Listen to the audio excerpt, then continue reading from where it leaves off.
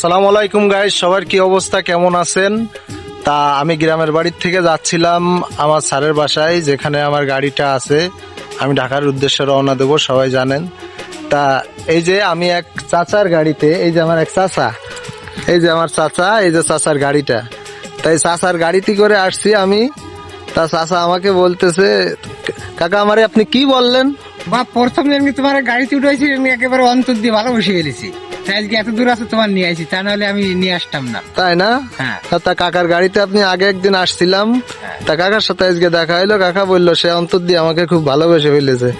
তা সত্যি কথা কাকা, হ্যাঁ বাবা। তা আমার কোন কারণে আপনি আমার এত ভালোবেসে ফেললেন? মানে আমি তো চেহারা দেখে আমার মন বললো যে ছেলেটা খুব ভালো, তাই ভালো। ও আচ্ছা আচ্ছা। তা দেখছেন, কাকার সাথে একদিন কাকার গাড়িতে করে গেছিলাম, তাই কাকা আমারে খুব ভালোবেসে ফেলছে। হ্যাঁ, ছেলেটা আমার খুব ভালো লেগেছে। হ্যাঁ, তা দোয়া করবেন কাকা, হ্যাঁ বাবা, রাস্তাঘাটে থাকি, হ্যাঁ, দোয়া করবেন সবসময়।